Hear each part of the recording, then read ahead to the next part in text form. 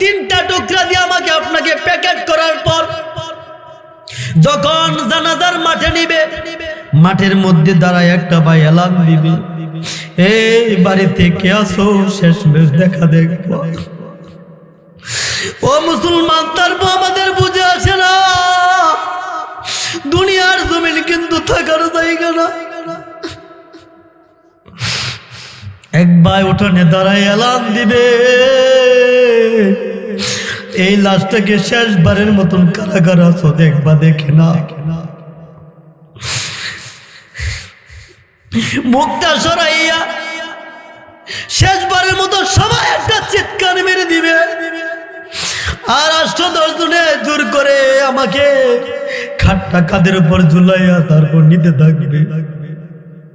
একজন বলবে কালিমে শাহাদাত পাঠ করো, একজন কালিমে শাহাদাত পাঠ করবে, আশহাদু আল্লা ইলাহা ইল্লাল্লাহু ওয়া আশহাদু আন্না মুহাম্মাদান আবদুহু ওয়া রাসূলুহু। বাড়িতে কান্না করবে, আদরের বিবি কান্না করবে, সন্তানগুলা কান্না করবে, কিন্তু কেউ বলবে না তাকে বাড়িতে রেখে দাও, কেউ বলবে না বাড়িতে রেখে দাও। সবাই মাঠের মধ্যে নিয়ে উপস্থিত করবে, মাঠের মধ্যে নিয়ে উপস্থিত করার পর সামনে শত শত মানুষ আমার সামনে দাঁড়ানো, আমি খাটের মধ্যে শোয়া। একজন হাতে মাইক নিয়ে বলবে, এই যে আজকে খাটের মধ্যে শুয়ে আছে, আমরা একদিন শুইব, এই মানুষকে সামনে আমার যেমন আলোচনা করতেছি, আমি খাটের মধ্যে শুইব, আমার আলোচনা অন্যজন করবে। আসমান কা, জমিন আমরা খা, কথা হবে খা, কথা গরমও হতে পারে নরমও হতে পারে। কেউ যদি বলে যে আসমান হুজুর মাটির নিচের আলোচনা করেন, আল্লাহ রাব্বুল আলামিন মাটির নিচের আলোচনা করছে, উপরে আলোচনা করে নাই, তাহলে আমাদের দায়িত্ব হলো কথা নরম বলা গরম বলা। যদি নরম কথা বলি সবাই বলবে লোকটা খুবই বালা, আর যদি আমি 1 মিনিট গরম কথা বলি আমাকে গালি দিয়ে বলবে শালার ঘরে শালা, ঠিক কিনা? আজকে দেখেন দেশের মধ্যে একটার পর একটা কি হইতেছে। হুজুর একটু আগে বলে গেছে ময়মনসিংহে এক নামদারি মুসলমান, নাস্তিক মার্কা মুসলমান আমার নবীকে গালি দিছে। ময়মনসিংহের জনতা তাকে এরকম ভাবে ধুলাই করছে, মৃত্যুবরণ করার পরে তাকে রশিতে লটকায় গাছের মধ্যে লটকা লাগছে, ঠিক কিনা? আজকে মুসলমান, আমার আপনি মুসলমান, আমার আপনার সামনে আমার আল্লাহকে গালি দেয়, নবীকে গালি দেয়, আমি আর আপনি চুপ করে বসে থাকি। আজীব লাগে, আজীব। আপনার শরীরের মধ্যে মুসলমানের রক্ত আছে, অসম্ভব মনে হয়। যেই নবীকে না বানাইলে আসমান হইতো না, জমিন হইতো না, আমি আর আপনি হইতাম না। আজকে সেই নবীকে মানুষ গালি দিতেছে, আমি আর আপনি প্রতিবাদ করার তো চিন্তা ভাবনা করি। এই জন্য মুসলমান দুনিয়াতে সবসময় থাকবো আমরা, হ্যাঁ সবসময় থাকবো, থাকার জায়গা না ভাই, এটা চলে যাইতে হবে। এই জন্য যে আলোচনা হবে মনোযোগ সহকারে অল্প কিছুক্ষণ সময় শোনার চেষ্টা করবেন ইনশাআল্লাহ। হায়াতের দিন ফুরালে যেতে হবে একা, আপন স্বজন বাচ্চা বিবির আর পাবে না দেখা, ঠিক কিনা? হ্যাঁ একদিন আমার আপনার এলান হবে, মাইকি এলান হবে, একটি শোক সংবাদ। দুনিয়ার জমিনের মানুষগুলা যখন শুনে যে একটি সুখ সংবাদ, সমস্ত কাজ বন্ধ করে দিয়ে মাইকের আওয়াজের দিকে তাকিয়ে থাকে, আইকাই কোন ভাই মারা গেল আমার এলাকার মধ্যে, ঠিক কিনা? সবাই আওয়াজ করিস না, কে জানি মারা গেছে, মনোযোগ সহকারে। হায়াতের দিন ফুরালে যেতে হবে একা, আপন স্বজন বাচ্চা বিবির আর পাবে না দেখা। খালি হাতে আসছো তুমি, খালি হাতে যাবে, বাড়ি গাড়ি টাকা পয়সা রেখে রে ভাই ববে, ঠিক না? মরণ কথা বলে গিয়ে করছো রঙ্গ খেলা, বন্ধ হবে বাহাদুরি ডুবার আগে বেলা, ঠিক না? সঠিক পথে জীবন সাজাওয়ার করো না দেরি, পান পাখিটা উড়াল দিলে একাই দিবে পারি, ঠিক না? হঠাৎ করে একদিন আমার আপনার রুহটা বের হয়ে যাবে। আল্লাহ রাব্বুল আলামিন বলেন, ইয়া আইয়ুহাল্লাযীনা আমানু মা গররাকা বিরাব্বিকাল কারীম।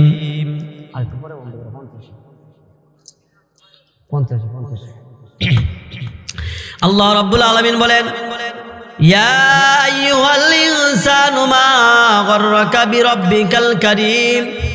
ও দুনিয়ার জমিনের বান্দারা, আমি তোমাদেরকে খুব মহাব্বত কইরা বানাইছি, খুব আদর কইরা বানাইছি রে মুসলমান। আল্লাহ রাব্বুল আলামিন বলে, তুমি দুনিয়া পাইয়া আমি আল্লাহকে কোন জিনিস তোমাকে এরকম ভাবে পাকড়াও করছে, তুমি আল্লাহকে বলে গেলা।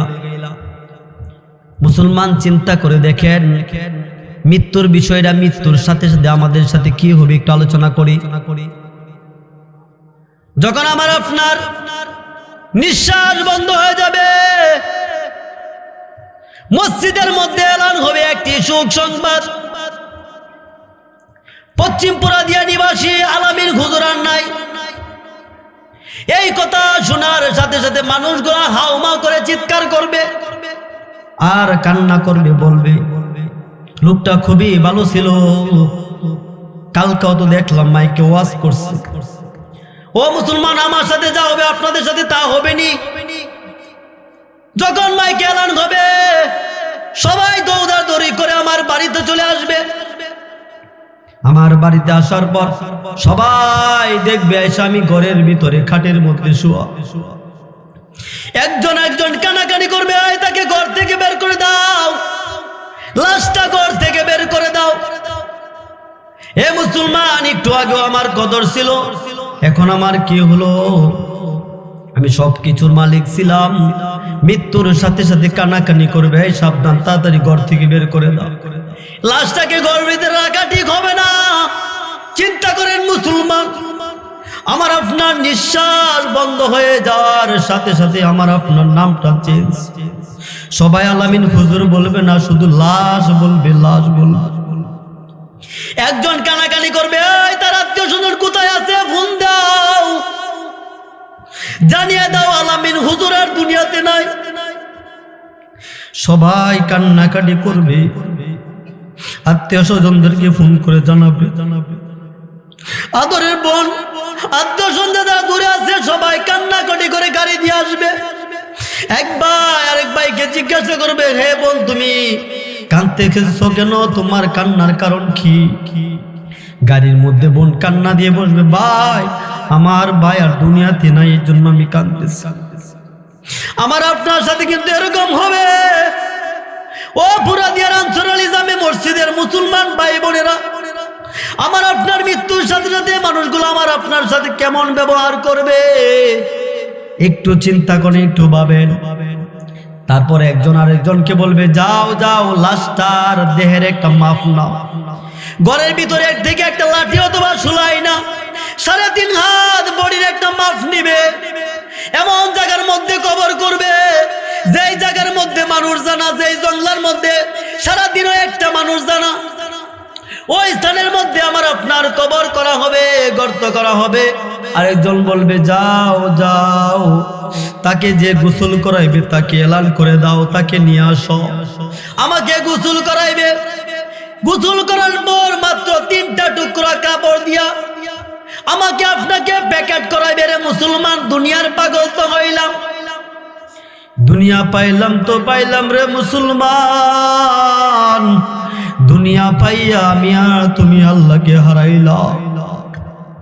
3.5 হাত, 3.5টা টুকরা দিয়ে আমাকে আপনাকে প্যাকেট করার পর যখন জানাজার মাঠে নিবে, মাঠের মধ্যে দাঁড়ায় একটা ভাই এলান দিবে, এই বাড়িতে কে আসো, শেষমেশ দেখা দেখবো। ও মুসলমান, তারপর আমাদের বুঝে আসে না, দুনিয়ার জমিন কিন্তু থাকার জায়গা না। এক ভাই উঠানে দাঁড়ায় এলান দিবে,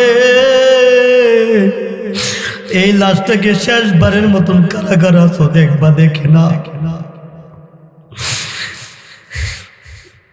মুখটা সরাইয়া শেষবারের মতো সবাই একটা চিৎকার মেরে দিবে, আর 8-10 জনে জোর করে আমাকে খাটটা কাঁধের উপর ঝুলাইয়া তারপর নিতে থাকবে।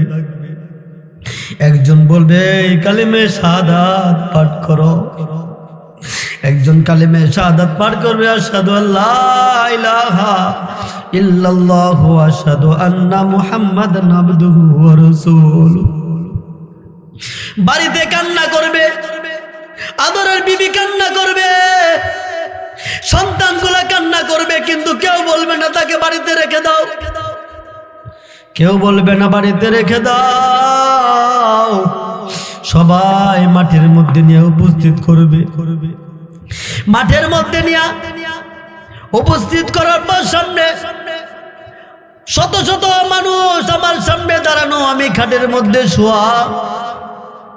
একজন হাতে মাইক নিয়ে বলবে এই যে আজকে খাটের মধ্যে শুয়ে আছে, আমরা একদিন শুইব, এই মানুষকে সামনে আমার যেমন আলোচনা করতেছি, আমি খাটের মধ্যে শুইব, আমার আলোচনা অন্যজন করবে। হে বুরাদিয়ার মুসলমান, একজন বলবে তার জীবনের আমাদের সাথে চলাফেরা করছে, কত ভুল করছে, সকলের কাছে মাফ চাই, তার পক্ষ থেকে মাফ চাই, তাকে মাফ করে দাও। মুসলমান, আমার সাথে যেমনটা হবে আপনার সবার সাথেও তেমনটা হবে। দুনিয়া পাইলাম রে মুসলমান, দুনিয়া পাইলাম, দুনিয়া পাই আমি আর তুমি কি হারাইলাম?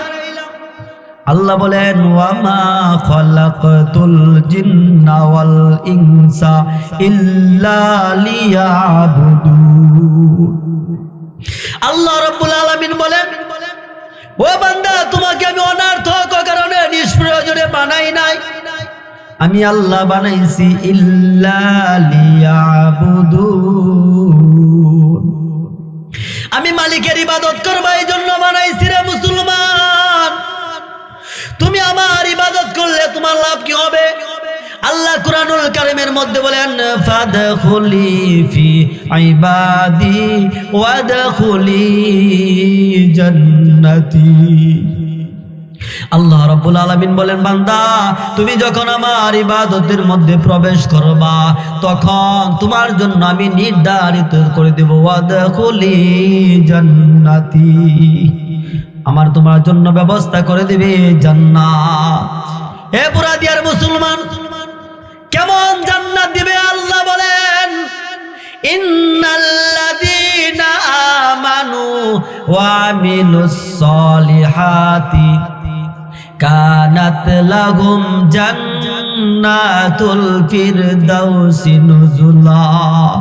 আল্লাহ রাব্বুল আলামিন বলেন বান্দা, তোমাকে আমি এরকম জান্নাত দিব, জান্নাতের মধ্যে সর্বোচ্চ জান্নাত হলো জান্নাতুল ফিরদাউস, তোমাকে আমি ওই জান্নাতের মালিক বানাবো। সুবহানাল্লাহ।